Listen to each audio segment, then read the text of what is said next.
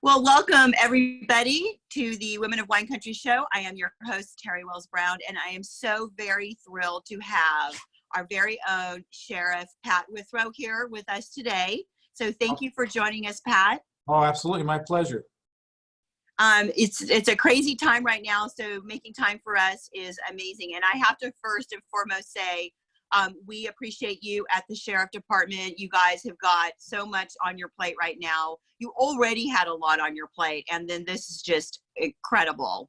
Well, thank you very much. Yeah, the men and women here are just going over and above anything we ask of them. They're doing. They're coming to work every day and putting themselves and their family at risk to make sure that you and your families are safe, and that's what they do every day anyway. So it's not surprising to me. They're just a great group of folks here, and I'm blessed to have them. We're all blessed to have all of you for sure. So before we get started, I had actually put a question out to the community, if there was any questions that we had that citizens wanted to ask you directly, and we've got a response. I tried to weed out any of the statements, the blanketed statements that don't really pertain to anything, but we're all a little frustrated right now. Oh, yeah, absolutely. But before we get started, is there something that you'd like to say, kind of to address everybody? No, I would just like to say, this is a very difficult time for everybody, and we understand it. We're going through it too with our families, and we're trying to be very level-headed and just deal with facts, not fears. And I feel that our job with this order in place by the state and our local government is, our job here is to put people at ease, let them know that we're going to keep them safe. When we get reports of some violations, we go and just try and educate people of what they're supposed to be doing, and leave it at the lowest level possible to just try and get everybody to comply. And this is so unique because it's something that puts other people at risk when people don't follow the procedures that we're supposed to do. So, and it's something we're not used to. These are just good people trying to live their lives. So I'm just very proud of the way our department has handled it out on the streets and in custody. We've had some challenging times here lately in custody because of some orders that have come down. And so we're just trying to do the right thing as we always do, and just take care of our citizens. And I wanted to thank everyone for helping us do that, and their compliance while this stuff is going on. And as this starts to morph now, it looks like we're going to start transitioning probably. There's going to be some learning curves there too. And just let's everybody be patient with each other, and we'll get through this. Right. And I have to say as well, I really think that your use of social media and talking directly to your citizens, that, you are really there to help us, has been quite effective. And it's comforting for us. It's one thing when you see a press release go out, we're all used to seeing it, and we scan those, we don't really pay attention to them. Right. But when we see our sheriff come on and speak directly to us, it's a powerful tool, and I'm glad that you are utilizing it. Well, thank you. Yeah, it's a way, I think, that you are the ones who put me here, and it's a way for me to let you hear it come straight from my mouth, and then you can hold me accountable for what I say and what I'm supposed to do. And if we make mistakes, then you hear us admit that, and if we're doing something right, you hear us talk about those and praise our officers there. So I too enjoy seeing somebody speaking about what they believe and what they're doing, as opposed to reading about it. Yeah. Okay. Well, I told you already that you're putting you on the hot seat here. So right. Your community has reached out, and I have a list of questions. So any that are repetitive, I'm sorry. I tried to weed out any that would be. Right. So Tessa in Woodbridge asks, what about more patrols in Woodbridge? Theft of wheels in driveways is awful. And I don't know if you saw or not, but we literally had. Yeah, I saw that. It was shocking to see, you see it up on blocks, and I can only imagine how the victim felt when they walked out to probably get in their car to go to work or go get groceries. And who knows, there could have been an emergency, where they're having to get out of there, and to find that. So I know it's very frustrating. We would love to have a lot more people out on the street. You know, we're still about 40 bodies down on the patrol side and even more in custody. We've got probably over 100, 120 vacancies throughout the department right now. So we're trying to get as many people out there as we can as we get people through the academy. And by the way, one of our goals was to really start speeding up the process of getting people hired and then into the academy. Of course, it's 26 weeks through the academy and then out on the street for their training program. And as soon as they complete that training program and they're a functioning officer, then we're able to pull somebody and get them back out into the community car program that we've had to draw from to just stock our regular patrol. So I know it's frustrating. It's frustrating for us too. It's really frustrating when we lose officers that we've spent money and trained on, but we have really speeded up the process of getting people through the background. Just recently, it was exciting. We found out that we had our own departmental policy in place where somebody had passed the test at a certain level for post. And that's a test you have to take to even try and become an officer, a written test. And if you pass it with a 42 score, not a 42 percentile, but it's a 42 score, then post legally allows you to move forward and try and become an officer. Well, locally at our own department here, we were hurting ourselves because we said, no, you have to get a 46. And I said that, but then if we went to an academy and found somebody who was in an academy, we could hire them even if they only had a 42 score when they got into the academy. So it was really, it's just, we keep finding stuff like that where we're shooting ourselves in the foot. So we've changed that. We reached out to all these people that we said no to, and now we're starting to get some of those people back. So we're looking at all the things that most people say, that's the way we've always done it. And we're trying to change that to, well, that doesn't make it right. And so let's look at our procedures and see what we can do quicker and get more people out on the street. So we're working very hard. As soon as we can get more bodies out on the street, we will. And I feel your frustration on that. And I just want you to know I'm working really hard at that. And we do appreciate that. And Woodbridge does know we were one of the first communities to get one of our community cars back. And we do appreciate that. Absolutely. And we don't take it for granted. Absolutely. Well, we're trying to get them back for everybody. So just hang in there and we're doing as quick as we can. Fantastic. Thank you. Brandy asked if you plan to follow the governor's orders, even if you find it morally or constitutionally wrong.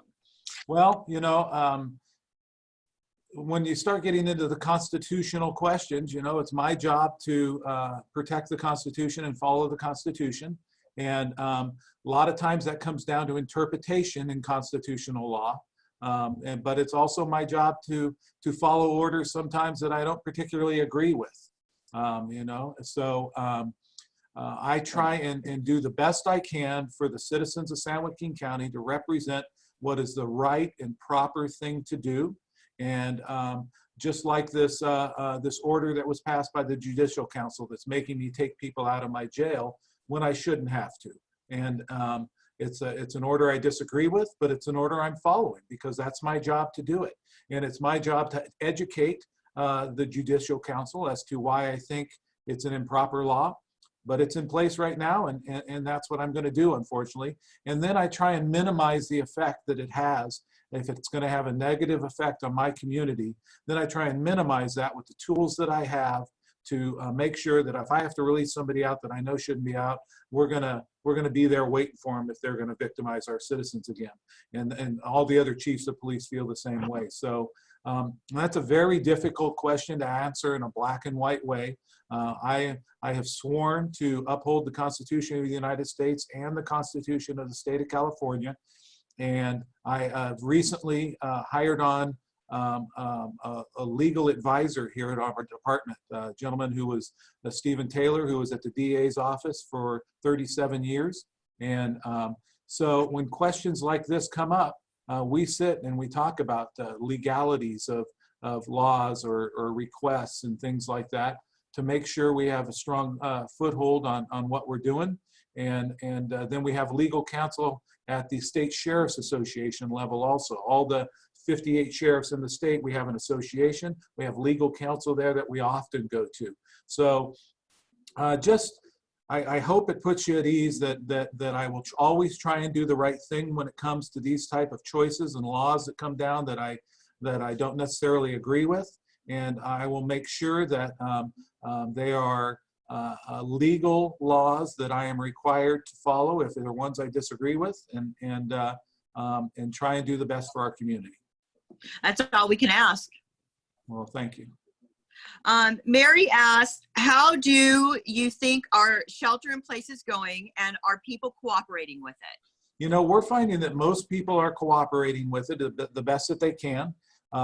You know, it seems to be going well. Obviously, the numbers that I've seen from Dr. Park at the Public Health, who's doing a fantastic job, by the way, a very difficult situation she's in, and her only concern is the safety of our citizens.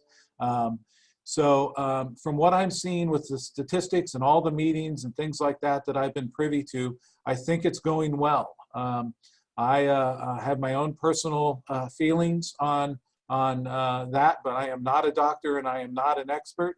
And so I depend on her, and I trust her implicitly to try and do the right thing. I know people get frustrated about certain orders and certain things. Why can't I do this? That's not reasonable. But you can't argue with the facts. And we were supposed to be at 900 people a day going to the hospital if we had done nothing. And now we are even below the lowest estimation. So I think the numbers speak for themselves. What she put in place has made a huge difference. And as I said, it sounds like they're going to start loosening things up here in the next couple weeks or so at the state level, and then probably here locally. But I would just ask, when they start coming out with some new orders, that we try and follow those so that we don't spike this thing back up and have another outbreak of it. So I think it's going okay so far. I know it's been difficult on my wife to have me home all the time, but I think it's been going well. And I think you can see that in our statistics, criminally, in our calls for service and things like that. We have not seen any big spikes as far as domestic violence or anything like that. And so I think it's going as best as we can for this thing that none of us have ever experienced before. I agree. I think the compliance rate, the way that everybody just kind of came together to comply, has been outstanding. Yeah, across America. I agree. Carissa asked, okay, so this is a little bit of an uncomfortable question I'm going to ask you. Okay. Carissa asked, other neighboring countries, I think she means counties, are holding off on promotion ceremonies for social distancing. Why does our county not follow this? This is following, she posted pictures of our wonderful Under Sheriff Lindsay getting his promotion, which I want to say congratulations to him. I'm a big fan of his. Yeah. So yeah, he's a great man, and I'm lucky to have him. No, it's a really good question, and you should be asking those questions of us when you see things that are of concern. So you know, Matt, Lindsay, and I, and our staff here, we are in close contact at all times with each other. And we try and do the best we can when we have meetings and stuff like that. But we just know, for us to do our jobs for you guys, that we need to be around each other constantly, walking into each other's offices and all those type of things. It just doesn't work via email or you know, getting people onto the video things and stuff like that. As far as his promotional ceremony, we did not hold our normal promotional ceremony. You'll notice we were in my office, and it was just a small group. We asked a couple captains to be there that we meet with on a regular basis, so we're all around each other all the time. And Matt's family could not be there, but we got them on Skype. You probably couldn't see it, but we had them on the phone from locally and all the way from Arizona. So we had them all on a group Skype, so his kids and everything could be with them.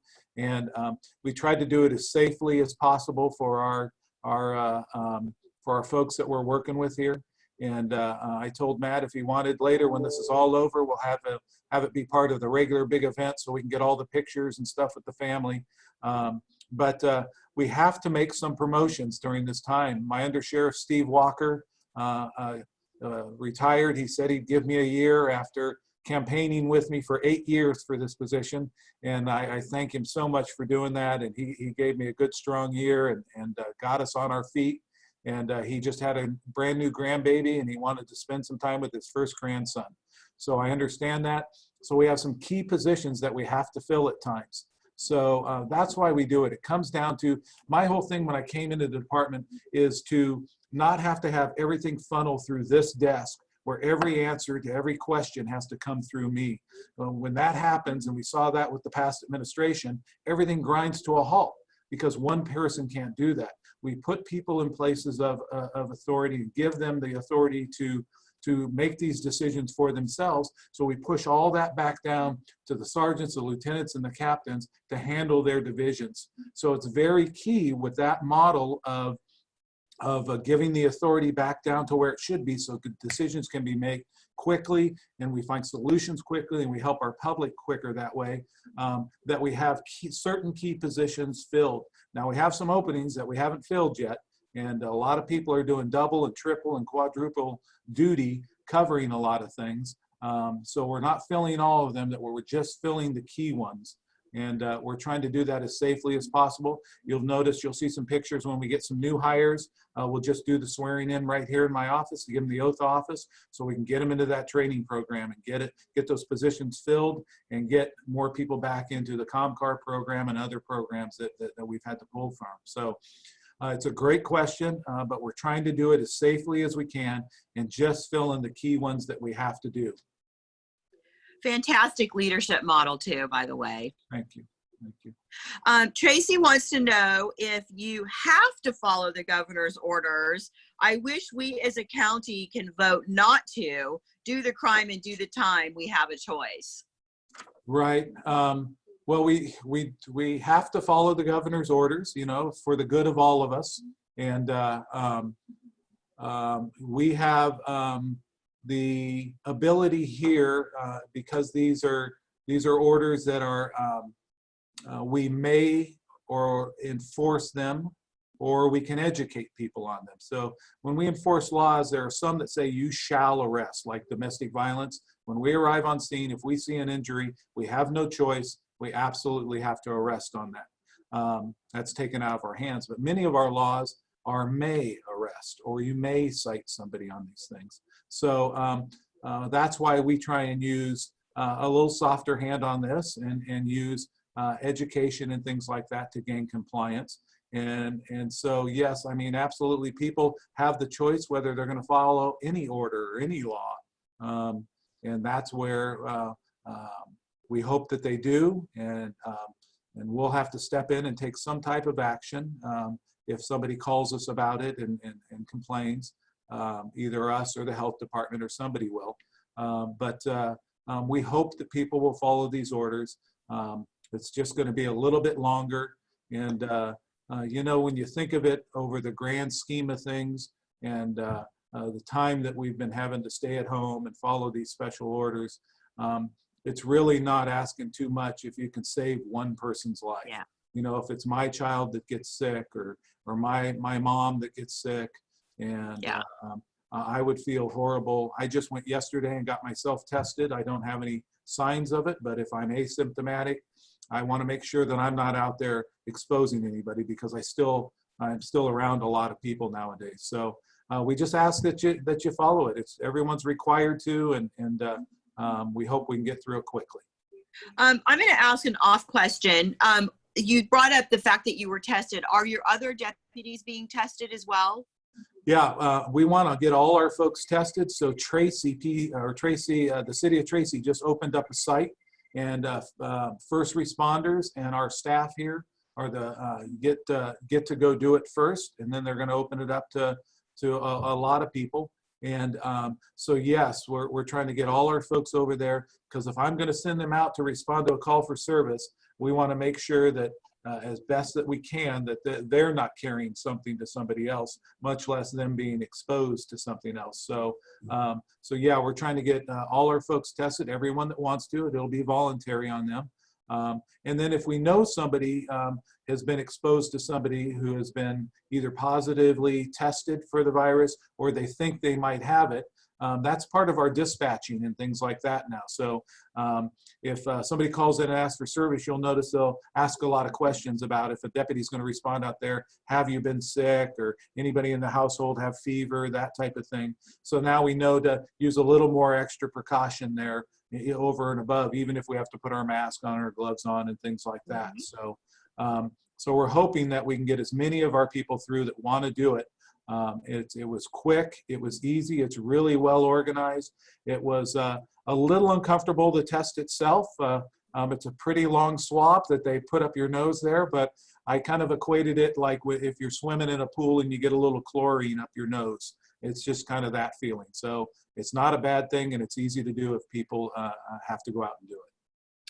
So one of our Woodbridge firefighters, unfortunately, did contract the COVID-19. Right. She's doing better, and she's, but she's young and healthy. Yeah. Have any of your deputies come down with it? We have been very fortunate. None of our staff here, deputies, correctional officer, or our professional staff, nobody that we know of has contracted it. Although, as we know, people can be asymptomatic and not show any signs of it. This is the first time we've had the ability to go test. Before, we would have had to have been showing several of the signs, the fever, the cough, maybe something else, to be able to be allowed to be tested. So this is nice. Anybody can go, as far as our department here, and all the other departments can show up, get tested, whether they're showing signs or not. But I would like to know, I wish I could do the antibody test to see if I'd already been exposed and then was through it, but they don't have that yet, but hopefully they'll get that soon. I know, I'm hoping they get that soon as well. Several of us who were sick in February are questioning if we had it or not, because we just don't know. Matt Lindsay, who we were talking about, Assistant Sheriff Lindsay, went through this horrible sickness, and we were saying the same thing. Same with one of my PIOs. So we're wondering too if it's already gone through us here. Yeah. Well, I hope that your no infected deputy status stays true and holds firm. Well, thank you. Yeah, and just in case of that, we've gone to an emergency schedule now. We're one of the few in the nation, I think, that are trying this schedule. And what I've done is we have 2 squads. So one squad works a 14-day period while the other squad is off for 14 days and quarantined. So I always have half of my patrol staff will be home, safe, quarantined, healthy. And in case we start getting an infection on another team, we have another whole squad that's ready to go. So it's a really unique schedule. Assistant Sheriff or Under Sheriff Lindsay and Captain Dustin Colling on patrol side came up with this, implemented it in less than a week's time. The Deputy Sheriff's Association said, hey, we don't care how it, the contract says you got to give us this much notice or whatever. They said, we're going to do whatever it takes to make our employees safe and have our community safe. So everybody worked so well together. The county allowed us to do this in just a short amount of time. So it was really neat to see everybody work together for the safety of the public and the safety of our employees. That's wonderful. That's great to know. So Julie asks, how are you releasing known repeat criminals and potentially arresting people for violating quarantine? So are you arresting people for violating quarantine? We have not arrested anyone. We have not cited anyone. We have gained compliance by just going and talking to people. I do not know of any of the other agencies that have arrested anybody. I don't even know if somebody has been cited or not for it in our county.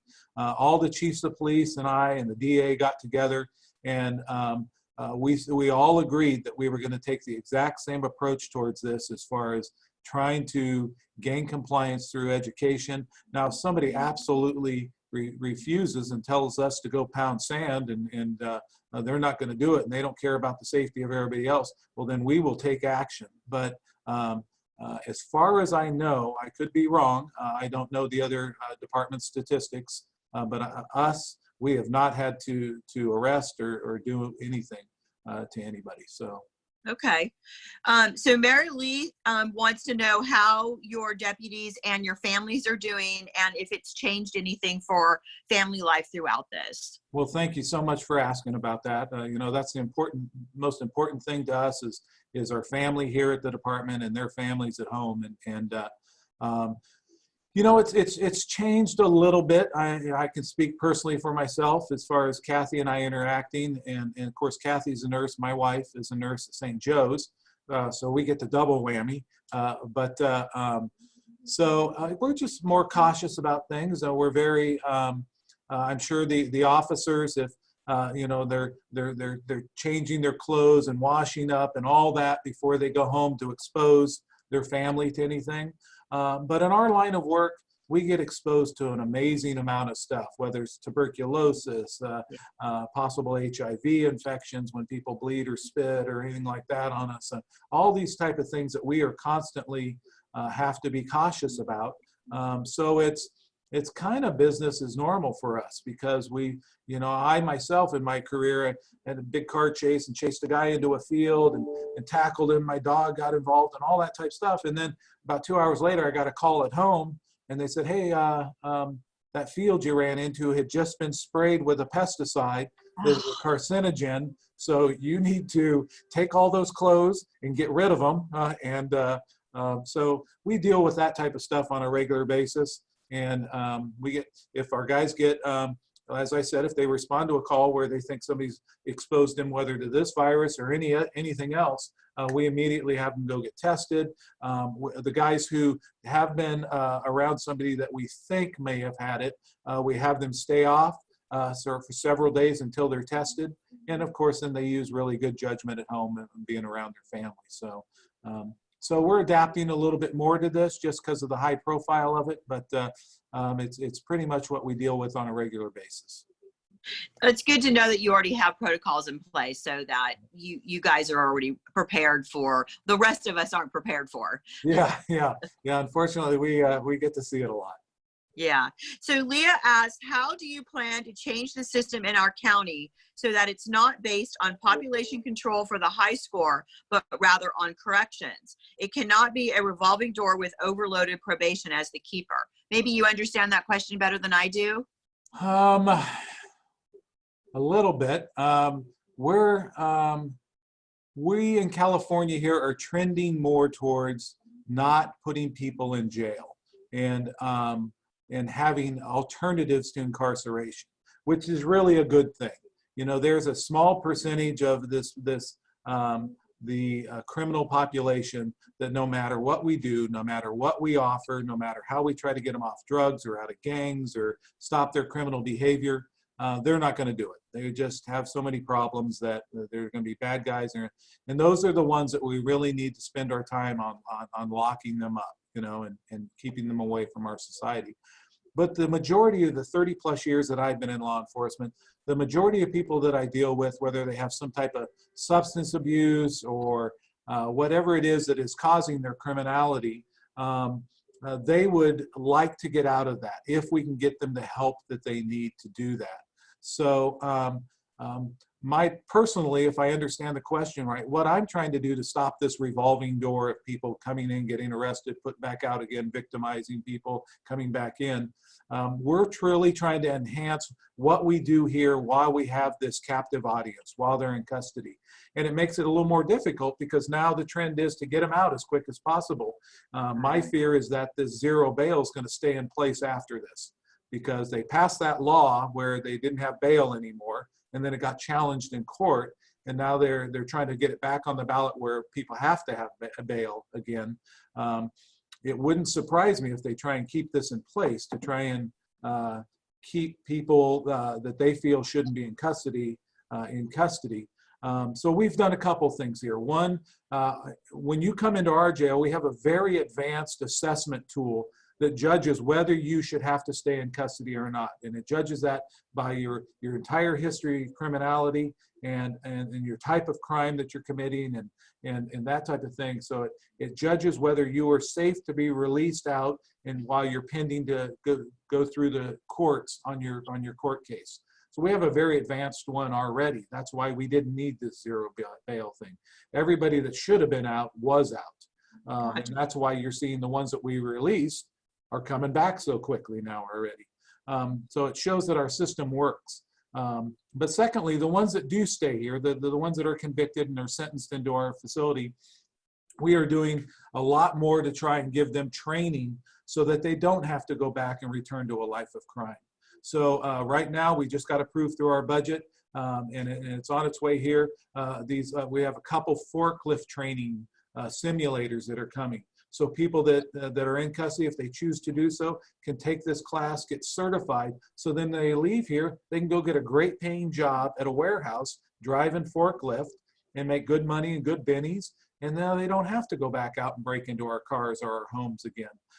Well, we have a construction class that's going to be starting soon that teaches framing and roofing and electrical and plumbing and everything like that, so that when they go out, they can get jobs in those fields or start apprentice programs with unions, unions where they get good pay and benefits and those type of things. Again, to stop that revolving door. Of course, we've always had our drug rehabilitation stuff in here where they can get their GED. We try and help them get their driver's licenses.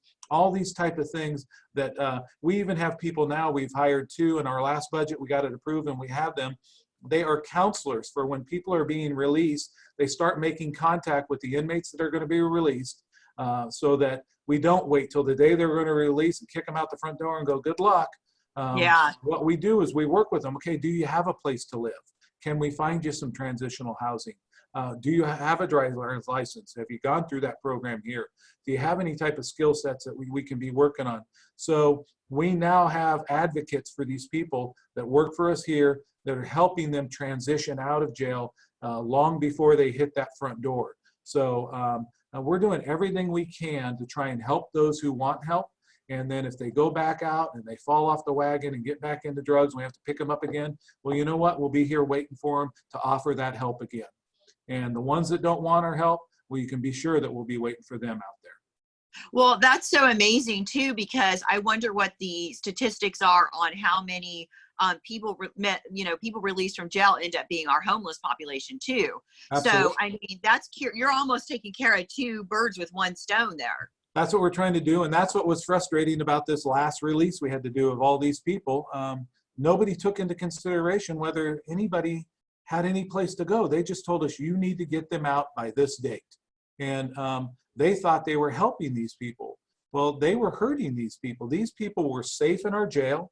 They were getting 3 meals a day. They had a place to sleep. They were getting medical care, and they weren't exposed to the virus here.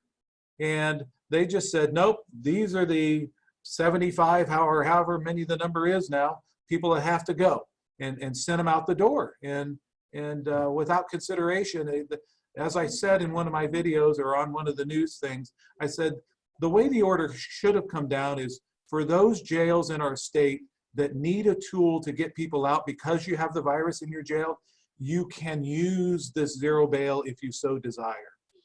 For those of you who don't need to do that, if you're not overcrowded and you don't have the virus in your jail and you've already gone through an assessment to see who should be out, well then you don't have to use it if you don't want to. But if the virus had gotten into my jail, and it still could, but if it gets there, then yes, we're going to be looking for ways to get people out. So if they're at high risk and things like that. So it just should have been an option, not an order.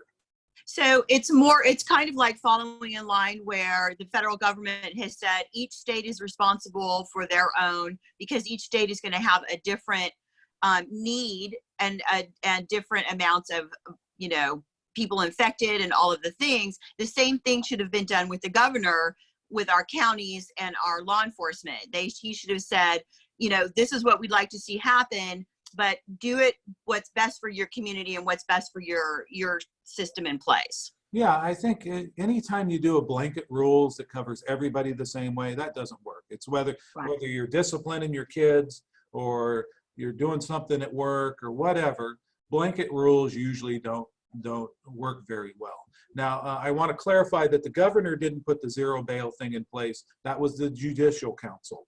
So the governor, Okay, so there's a little disconnect there. Can you explain to us who the Judicial Council is? yeah, that's the Superior Court of California. It's all the judges, and so it was not the governor that did that. It was the courts that put that order into place.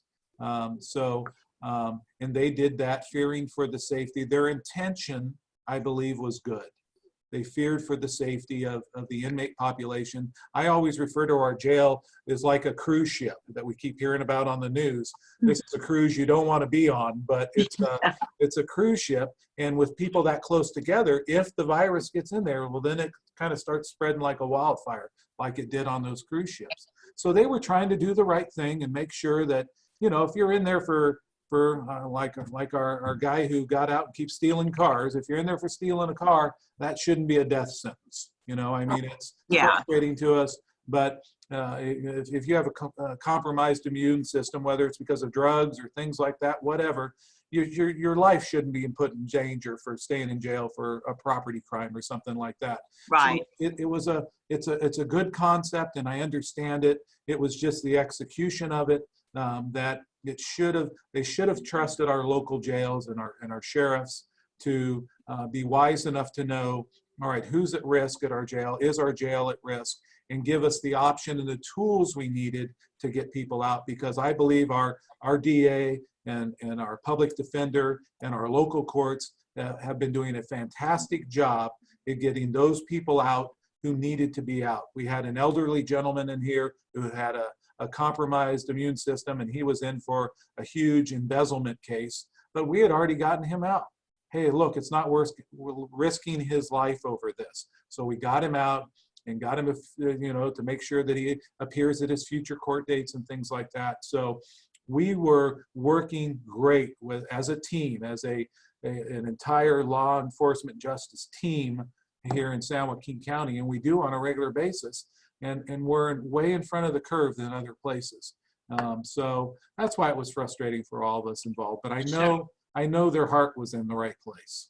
Right. And I appreciate you clearing out the governor's situation, because I think the governor got a lot of flack for it, people not understanding how that kind of works. Right. This was because of the virus and the things that the governors had been trying to do, but it was the Judicial Council that made this decision and made this happen. This was a statement that I did keep in just because I wanted you to hear this from your community. Charlene says, tell the sheriff some of us appreciate the heck out of them for what they are doing, and we understand so many things are out of your hands. Well, thank you very much. We really appreciate it when the public understands what's going on, and it's our job to explain it to you guys. I mean, it's so convoluted sometimes, and it's so frustrating when you're being victimized, and we know what's going on in the community, and sometimes our hands are tied, whether it's with staffing or with laws that come down. And that's why, again, back to the videos and things like that, I try and go straight to you guys and say, hey, this is what's going on. We're trying to do our best, and I know it's frustrating.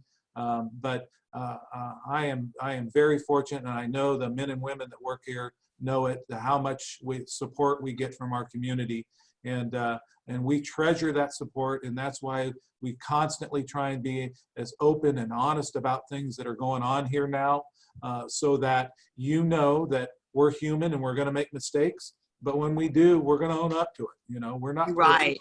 And then as soon as we find out things that need to be fixed, we jump on them. We try and fix them as quickly as possible because we're constantly learning here ourselves. And so we appreciate that support, and we treasure that support, and we're not going to risk it by ever trying to cover anything up or anything like that.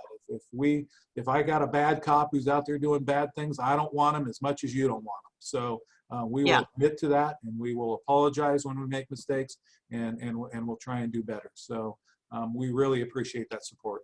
Yeah, you've been very transparent. It's been an extremely different administration having you in than the previous one. So we do really appreciate that. Thank you. I have a question from Sherry. She wants to know, can citizens apply for CCW, and can they do it online? Absolutely. That's one of the things that we pushed really hard when I came in. We have a new electronic system So you just go online and you can fill out all the paperwork and everything there. You can send in the attachments in, the paperwork that we're asking for. Right now, we've put a hold on the new ones. You can still fill it out and send it all in so it's ready to go.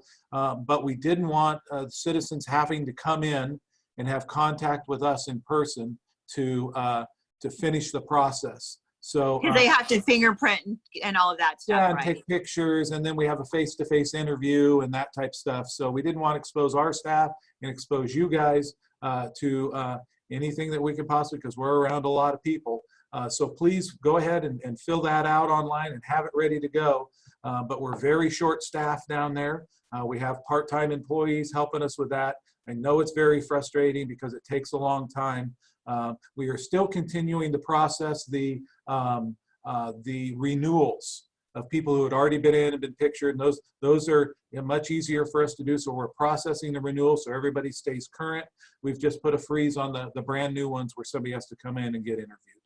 On a normal timeline, let's say after the COVID's over, what is the normal timeline from application online to being accepted and you're fingerprinted and stuff? Because of our staffing shortages and just the sheer volume of people who are putting in for CCWs, it's running about 3 or 4 months now. So 3 or 4 months. Yeah. So we're trying to whittle that down. The new computer system actually, it would be longer than that. It makes it a lot quicker for us now. And again, we keep adjusting the way we're doing things to try and speed up that process. I know it's frustrating. I would hate for somebody to get injured, not being able to protect themselves because they've been waiting through a process. And we understand that, and I feel that. It just comes down to having the bodies and the time to process. It's a long process. It's a complicated process that I am ordered by law to do to make Right. sure that the right people are going to be walking around and willing to put themselves at jeopardy by carrying a firearm. So I take it very seriously, and we try and do the best we can to get people through it quickly.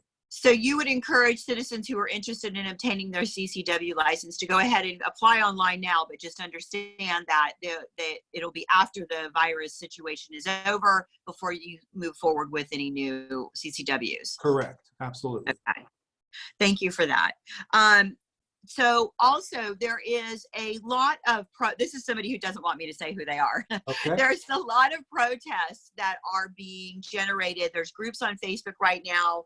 There's a 420 march on the Capitol. What is your guys' stance on that, and how do you feel about it?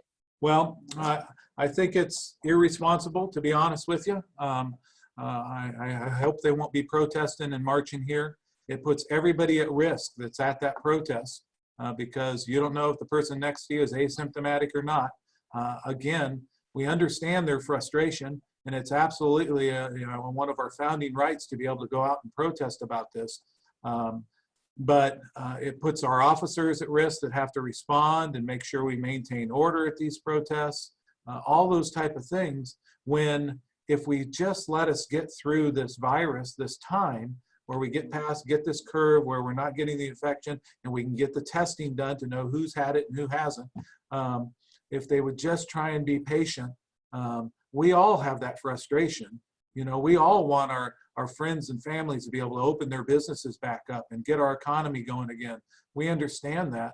We're trying to use the best minds in the fields to figure out where this curve is, and if we can get the testing is the big thing. If we can get that testing, then we'll try and get things opened up as quickly as possible. But I would only hope that if somebody's going to go out and protest and put it in that risky situation, that they would use good common sense and have a mask on and have a lot of them wear a mask when they protest anyways, but that's a whole different story. Try and not expose, if there's a ton of people in a group, it's just, we've seen that just spreads like wildfire. So Yeah. I would just ask them not to do that. And if they want to voice their opinion, nowadays, just like this, we have this format here where we can all voice our opinion. And then once this is over, you really, your voice is to vote. You get out there and you vote your conscience. But I would ask people to really look at people who are in positions that are making these tough decisions right now, to think, hey, they're out there doing this for our families and to keep our state and our country safe, and really think of these tough decisions that they're having to make, because they're home safe and healthy, and most of them have good health care and things like that, but they're doing this for all of us. Now, we may not always agree with their decisions and the way that they handle something, but I truly believe their intent is pure. And so I would ask for patience and try not to go out and protest and that type thing, and then voice your opinion afterwards, and using the ballot box to say, okay, I wasn't happy with the way you handled that. We're going to get somebody in there that I'm happy about. So. Yeah, I think a lot of people that are frustrated right now are not necessarily your small business owners, but your micro business owners, Right. who maybe only don't have any employees or only have one or two. They're not working on a large margin. The stimulus money has been gobbled up by the small businesses, which are, less than 500 employees. But to us, that's not really a small business. Right. We're talking the mom and pop stores, right? Yeah. And so a lot of the groups are made up of those people that are have never protested a day in their life before, but they're looking at their homes and they're looking at all of the things, and just that kind of stuff. I absolutely, and we have talked to our staff about that. And when I say we go out and use a gentle hand on these things, we tell them, hey, these are people who probably have generational businesses that have been in their families forever, and you need to be compassionate about their frustration and what they're going through. They're losing everything that they've worked for their entire lives because of this virus. For us to go out and get upset at them for not following these orders, no, we have to understand where they're coming from. So, and I think we do a good job of that here at our department, and we completely understand that frustration. So. But I want them to be safe, and I want them to be healthy, to be here to rebuild those businesses, and we want to help them in any way that we can. So, we appreciate that. Only a couple more questions, and then I won't keep you. I can hear your phones ringing like crazy. I'm so sorry. It's kind of nice not to have to answer them. So yeah, I appreciate your time. So just a couple more. We have Woodbridge has suffered quite a bit since this has happened in terms of crimes. We're very fortunate. Our crimes usually consist of loud music and taggings, Right. But we have been seeing a real uptick in crimes and scary crimes. An inmate was released who was somebody that was terrorized Woodbridge for years, and we finally got him, sent away, and now he's back and he's scaring people. There's a lot of debate going on in our group on what is too small to call. Like, we don't want to bother you guys because we know how inundated you are. So we're not calling in the small stuff. But so where are our thresholds now with the virus in place? Yeah, even with this virus going on, we want you to call on the small stuff. We need to know what's going on, and you never know how that ties into something bigger. So it may give us the opportunity, if somebody who shouldn't be out there is out there, and we can get them on something small, we'll do it. That gives us the tools that we need. So please continue to call on every little thing. That's what we need. Those help us build up to get to these things. It may be the one little piece of something that allows us to get into somebody's house, to do a search, to find something bigger, to get them back into custody. So just being able to contact these bad guys, letting them know that we're still on top of every little thing. We're going to come out and we're going to ride you till you change your behavior, and not victimize our citizens. So call on everything. And we usually do, all of the MAC members are in the Woodbridge group, and we usually, at Woodbridge at Campo, we usually do encourage people to call, but I've seen an uptick of, well, I don't want to bother them. They've got so much on their hands. And I really appreciate that, and we appreciate that mindset, but no, really, we are here for you guys, and we need to hear it. We want to hear it, and so please do call on everything. You never know when it's going to be that straw that breaks the camel's back. Very true. Okay, we'll make sure we get that out. Now, this is a friend of mine, and he's an upstanding citizen when I ask this question. Okay. All right. Dustin asks, can we lock and load and not worry about calling you guys at all? Well, I understand that sentiment and that feeling, having run out of my house with my gun in my hand as they're breaking into my car in the past. But I would just say, always use good judgment. It's very frustrating when people are victimizing us. And when you're mad like that, sometimes we don't always use the best judgment. We get into situations that in the long run hurt us more than it hurts the bad guy doing it. So you always have the right to protect yourself and your family and your friends and your neighbor. If somebody is going to hurt them, they always have the right to protect themselves. We do not have the right to shoot the guy who's stealing our bicycle and driving down the street, you know. So that's when if you go a little bit overboard, that's when you open that opportunity for them to come back and sue you for everything that you have. And we never want that to happen. We're constantly telling our officers that, you know, the moment you go overboard, you're writing somebody a check with a lot of zeros on it. So, but you absolutely have the right to defend yourself at all times and protect your family, your friends, and we hope that people do that. You know, that's what we used to do as a community. We would protect each other and look out for each other, and that's what it's all about. I would just say, and I'm sure he knows this, and just use really good judgment and nothing, no piece of property, no car, no anything is worth you or somebody else getting injured or killed over. We can always only if you're in fear for your life absolutely. And nobody has the right to come into your home and injure you or come onto your property or come at you anywhere to injure you. You can always defend yourself. Yeah. And then one last question, and then I'll let you go. And I thank you for your time is, what can we do as a community that supports you for you and your officers? Well, we're very fortunate, you know, here in Woodbridge and in Murata and all the other parts of our community. We have a lot of support from you guys and things just like this, giving us the opportunity to come out and speak with you regarding things. You support us by calling and letting us know by what's going on. And just, you know, that type of support, stand up for us when we do something right. And when we make our mistakes, be quick to forgive and understand. And we'll try and do better the next time. And that's what you guys do for us already. So we are fortunate to have you guys back in our play already. And we will try and live up to that credit that you give us to come out and protect you and do the right things. So you guys are doing a great job out there. It really helps us do our jobs because you're our eyes and ears out there.